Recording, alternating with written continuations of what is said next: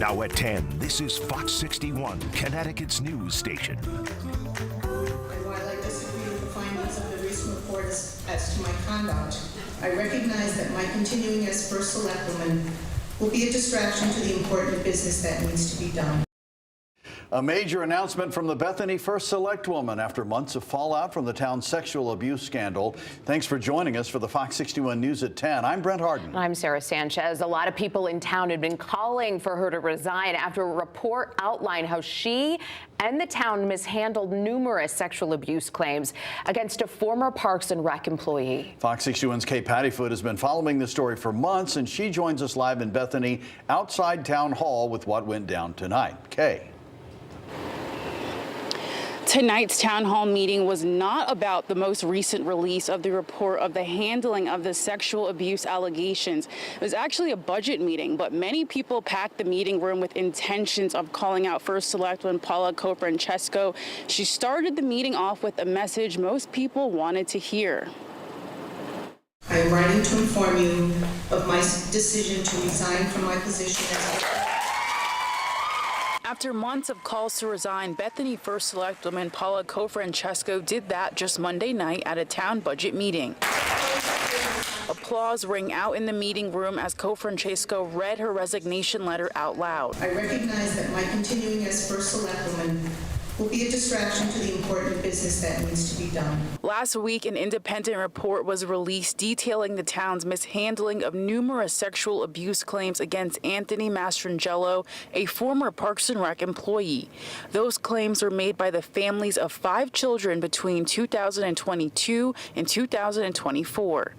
Mastrangelo was fired but continued working part-time at Town Hall, and it wasn't until a year after those first claims were made that he was arrested for sexual misconduct. The report came out from Pullman and Comley last Thursday, which flat out states that our First Selectwoman had knowledge of the allegations and had ample time to do something to protect the community, and she did nothing. If the superintendent felt the allegations were strong enough to fire him on the spot, then she should have done the exact same thing. The report documents First Selectwoman Francesco knew the nature of these reports but kept Mastrangelo employed part-time for the town. While I disagree with the findings of the recent report as to my conduct, I recognize that my continuing as First Selectwoman will be a distraction to the important business that needs to be done. Both Democratic and Republican town leaders agreed Francesco needed to step down because of how the situation was handled.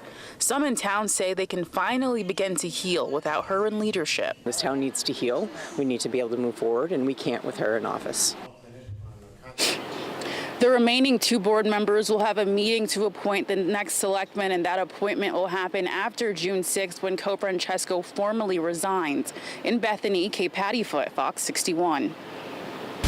All right, Kay, thank you. Time now for a first check on the forecast. Sunset brought a chill, and it's going to stick around this week. People are talking about how cold it is out there. Yeah, I had to bring a thicker jacket out tonight. It's colder than we've seen in the past couple of days. I think a lot of people, Rachel, have been digging around probably in the coat closet like, okay, I might need to bring that back out this year. Yeah, or maybe you brought your shorts and T-shirts out after this weekend and you're like, that seems, a little bit too soon. We've got a cooler week ahead, and that's going to stretch right into this upcoming weekend. And we're also following the potential for a late week nor'easter. This is late in the season for a nor'easter, and of course, if this were a couple months ago, we'd be talking about snow, but it is just rain, clearly, and we are talking about some gusty winds to go along with it. This is all centered around Thursday, so we just wanted to give you kind of an early heads up that could impact your day. Otherwise, tomorrow is dry, but we will see clouds building in, and it has been windy out there. We still have gusts anywhere between 20 to 30 miles an hour,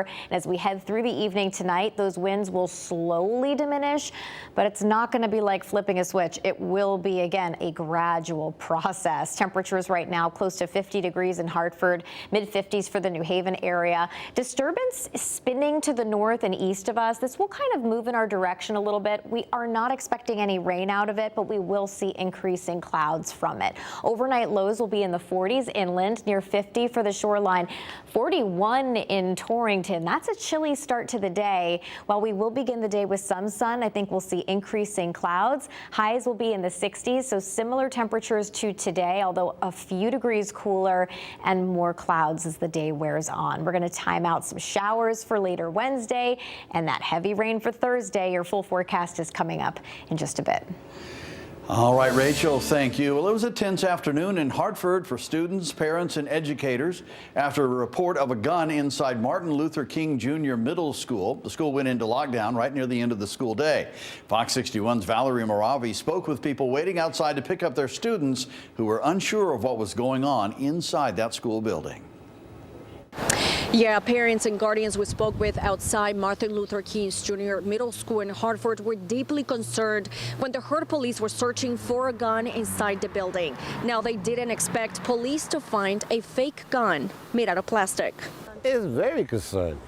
I mean, BB gun, real gun, they shouldn't be bringing guns to school, period. Michael lives in the area and usually takes his granddaughter to the park across the street from Martin Luther King Jr. Middle School in Hartford. He was shocked to hear what happened Monday afternoon when the school went into lockdown for nearly 2 hours, all for a reported gun in the building. You see somebody with a gun, I don't care if it's real or not, you take cover.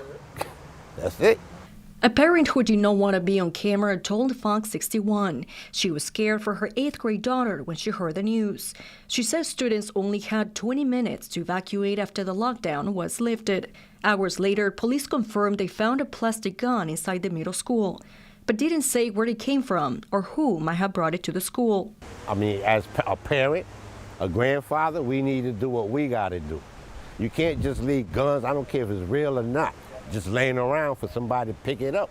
Who really knows the difference? And I would try to teach you the difference between a real gun and a fake gun. And I think it's up to the parents to tell the kids the same thing. And if you got them a play gun, you should have put it up before they go to school. And if you're going to let them play with it, be around them. Now, police say the incident remains under investigation. In Hartford, Valerie Moravi, Fox 61. Well, new tonight, a Manchester man has been found guilty of sexually assaulting a child. A jury in Rockville convicted 48-year-old Brian Jaworski of 2 counts of first-degree sexual assault and 2 counts of illegal sexual contact with a minor. Prosecutors say he assaulted a 12-year-old girl in 2023. Evidence included DNA and text messages from the defendant. Sentencing is set for July 14th. On the same day, Pratt & Whitney workers who were on strike lost their health care benefits, a breakthrough in bargaining. The union president said the negotiating committee will reconvene Thursday at 10 in the morning to iron out a contract deal. Workers at the East Hartford and Middletown Pratt & Whitney plants hit the picket lines exactly 14 days ago. Their last paycheck was May 8th. And their company benefits ran dry today. Lawmakers are trying to get them covered through Access Health CT while the strike plays out. Workers said they won't return to work until Pratt & Whitney budges on higher wages and job security. Waterbury police are investigating a string of armed robberies. All happened during Facebook Marketplace meetups on May 9th, 12th, and 17th. And in each case, victims were lured to Fisk Street to sell electronics and then threatened with a gun. No one was hurt. Waterbury police urge people to use safe exchange zones and to never meet in secluded areas. An example of a safe zone would be in front of police headquarters or other high visibility areas. Another Connecticut student has been charged in a Chromebook laptop incident, and police say it's still a social media challenge affecting Connecticut schools. This time, a boy from Lyman Hall High School has been charged with third-degree criminal mischief and reckless burning. Police say the student put a pencil tip in the laptop's USB port. It started sparking and smoking in class. There was no fire. No one was hurt. Last week, a 16 and 17-year-old in Southington were charged over something similar. This challenge has led to several small fires in Connecticut. School districts are urging parents to talk to their kids about the dangers and consequences of pulling off something like this. And a little more relief is coming to UI customers this summer. United Illuminating plans to cut its standard service supply rate by 13% starting July 1st. For the average customer, that means around $13 a month in savings. But electricity use usually spikes in summer due to AC, of course, so your bill might not drop as much as that rate suggests. The new rate still needs final approval from state regulators. There are 16 days left before lawmakers will have to close the book on this year's legislative session. They had a much shorter window to solve a Medicaid funding crisis. With a deadline Wednesday, Democrats moved en masse to surpass the spending cap. The state legislature approved $284 million to cover our state's portion of the Medicaid program. State lawmakers didn't budget enough previously and medical costs climbed, but that money required lawmakers to break through the spending cap for the first time since 2007. Votes fell strictly along party lines. Republicans objected, arguing extra spending adds up and exceeding the cap by any amount is a slippery slope. But Democrats said the overspending should not result in an annual deficit. The state will likely end the fiscal year with a healthy $460 million surplus. And today, the governor signed House Bill 7129 into law. It lets the Secretary of State's office hand out new voting machines and tabulators to all 169 towns and cities across the state. You'll likely run into them the next time you go to the polls. They still operate with paper, but they're being called state-of-the-art. It's the first statewide voting system upgrade in 20 years. Cost somewhere in the ballpark of $25 million. Secretary of State Stephanie Thomas said officials will be able to gather results quicker on election nights. And the Connecticut Senate has passed a wide-ranging consumer protection bill. The measure requires businesses to use all-in pricing, which means advertised prices must include fees like service charges and mandatory gratuities. It also expands digital privacy rules and gives consumers more power to repair household electronics. After a 25-10 vote in the Senate, the bill now heads to the House.